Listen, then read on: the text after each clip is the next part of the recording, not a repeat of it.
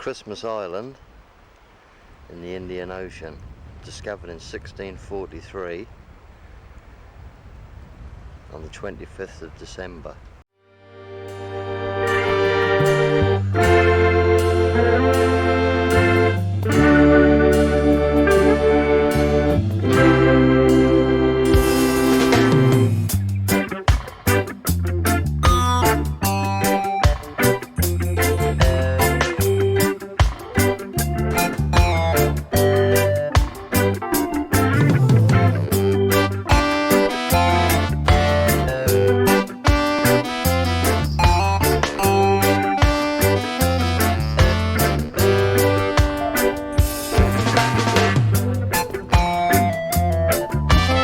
What you're looking at there is a refugee boat which came in from mainland China this week.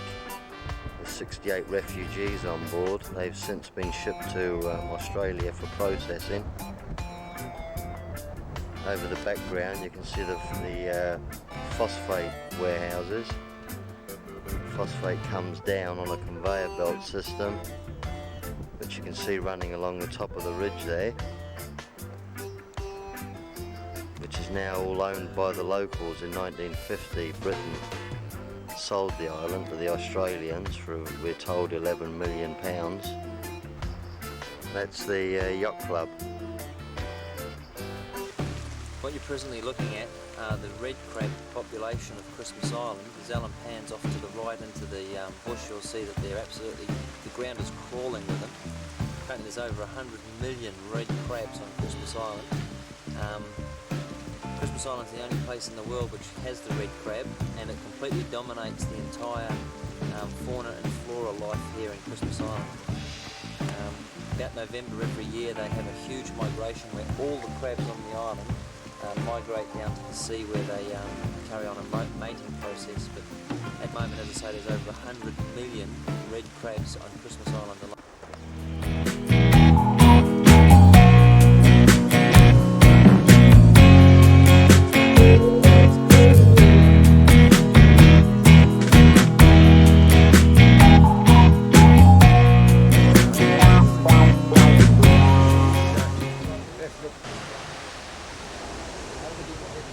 There's some of these blowholes along the coast there.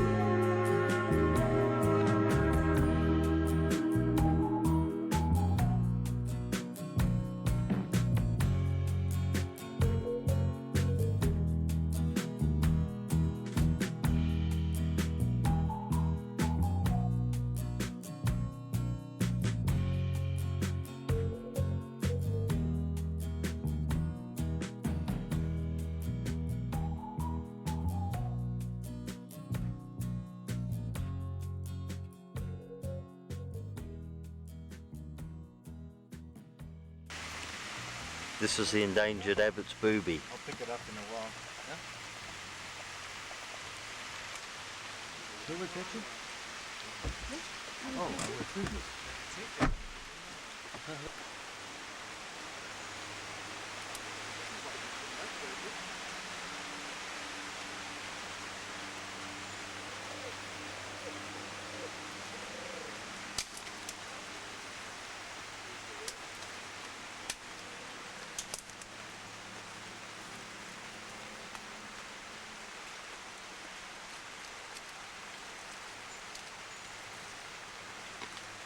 were beaten once too often, eh? Yep, too many times.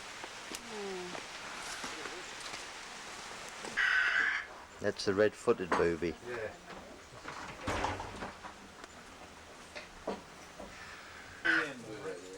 This noisy one's a frigate bird. Comes here at 4 o'clock every day to be fed.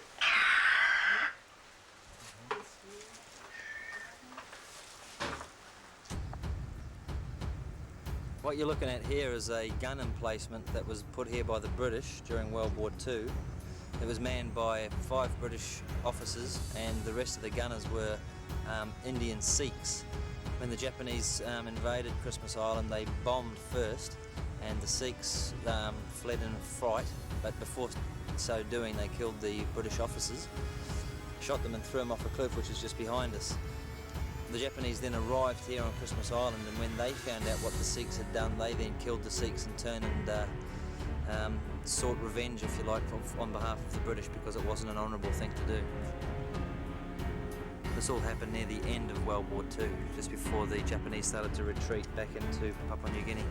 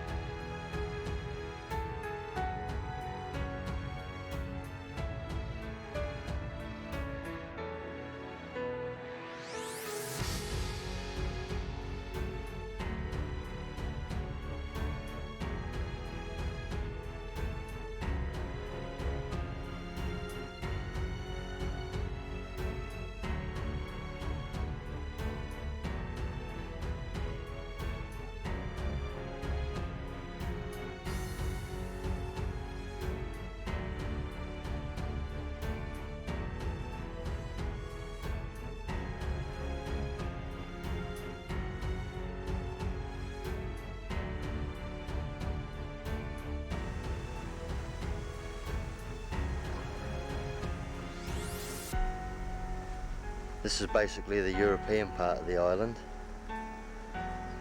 It's quite nicely kept. There's no public transport on the island, no buses or taxis or anything like that.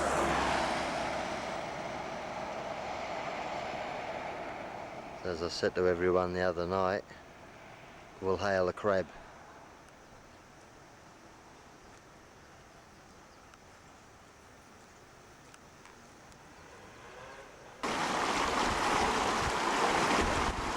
What we're doing is we're sailing in front of the southeast trade winds, headed from Christmas Island heading to Cocos.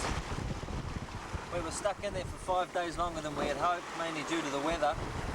A boat that was sailing with us before, called Cola, decided they weren't going to come with us, so we just took off without them. We're about 200 miles out of Cocos now.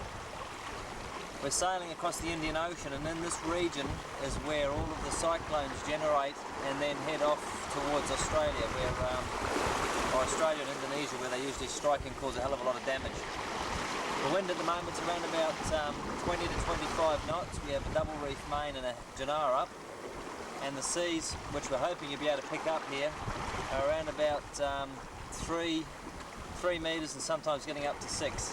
The odd rogue one gets up to 6 metres.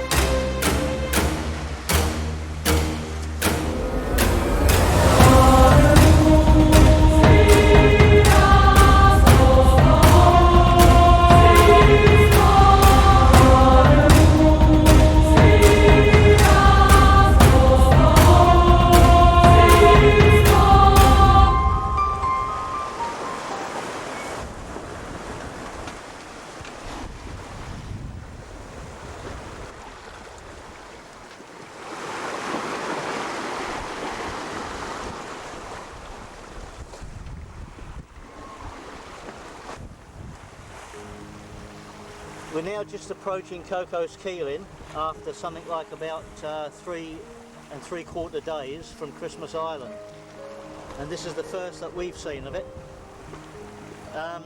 It's basically 3 islands: West Island. We've just taken a little bit of water over the bow, And I got soaked. so we're up to our knees in water. West Island, Prison Island, is that little tiny island in the middle there, and if you can see round Allen, Big head. the other island to the right, the one that you're looking at now, is Direction Island, which is the actual anchorage where we're aiming for. We go round the other side of it.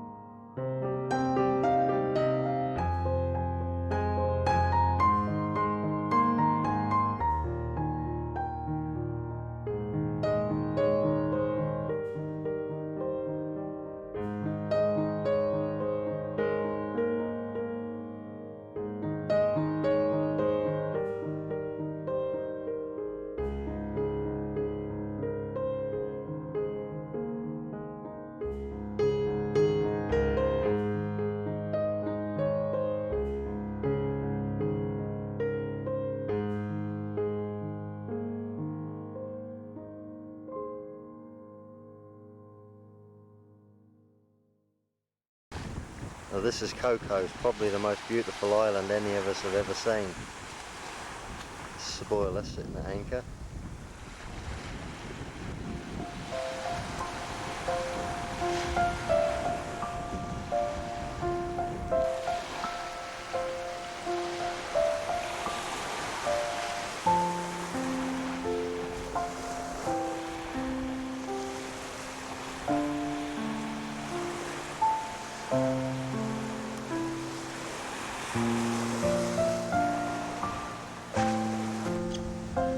Back into the old coconuts again.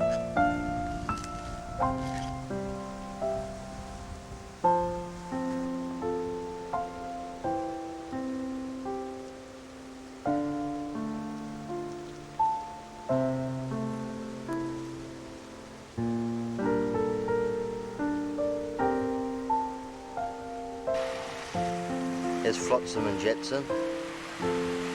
Frolicking in the water.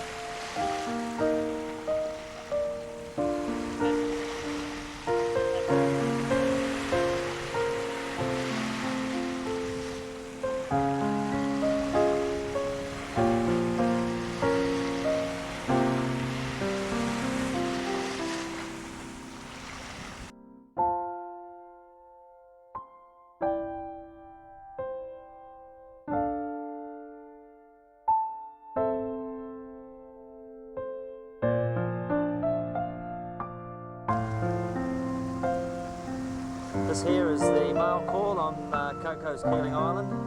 They've all got a letter each. Dad's got the tape there. And I'll just pan around here just to show you what they're looking at.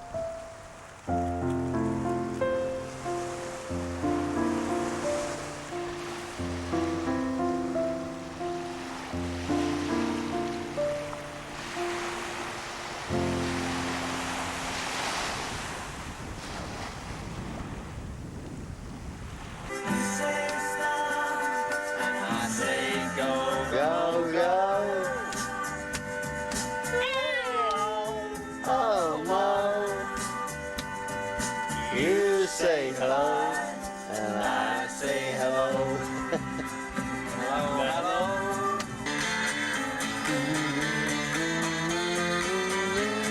How are we having this orange, Alan? Are we going to be straight or not? Oh no, we won't be. We'll be very crooked. See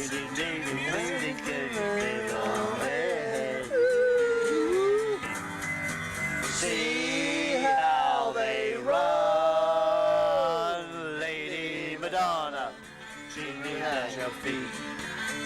money, wedding day, make ends meet. Woo! That's it. Couple of orange juice.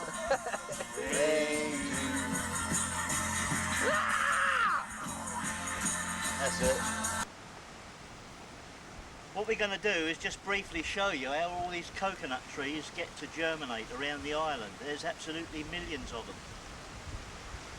What happens is this part of the tree down here, which forms the root, and it's only got a very short root system, starts from when the actual coconuts fall and lie around the bottom of the tree. So what we do now, we just go over there and just show you some that have fallen and started growing. Okay. Here we are now. This is a coconut that's fallen down off of this tree behind me, and you can see it's starting to sprout already. And what's happening there, you've got the same thing happening underneath. I won't lift it up, but you've got the root system going down into the earth from the coconut, and that's the start of the tree. Now we'll show you the next stage. Just over. Here we are now, a little bit more growth. That's well established now, and there's the remains of the coconut husk. Now that bulbous bit at the bottom will form the base of the tree that you saw earlier, that big wide bit at the bottom. Now this is another stage. There's the coconut, which is starting to rot away, and there's the trees well and truly formed, and there's several of them around here behind me, all started from fallen coconuts. See them, look, just hundreds of them. The place is absolutely alive with them.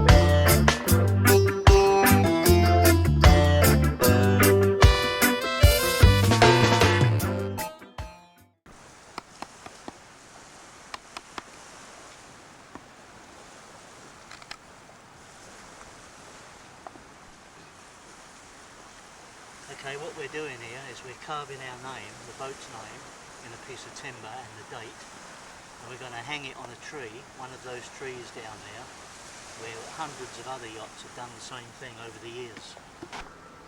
Well, this is Cocos Keeling, the most beautiful spot we've seen thus far. We leave tomorrow, Sunday the 13th.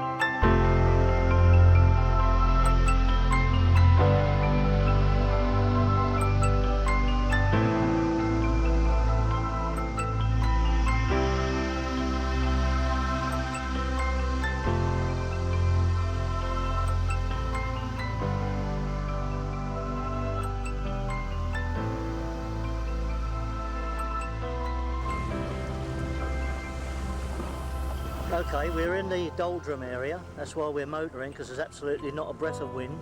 And what we're doing now is just showing you the cloud formation around the horizon. You just have a look at this lot. This stuff in front of us is absolutely chock-a-block with rain. So just let Alan pan round and you can have a look at it. This black stuff is what we're heading into. We're hoping there might be a bit of wind in it for us. There's going to be heaps of rain, but we're hopeful that there'll be some wind. Might be more than we need.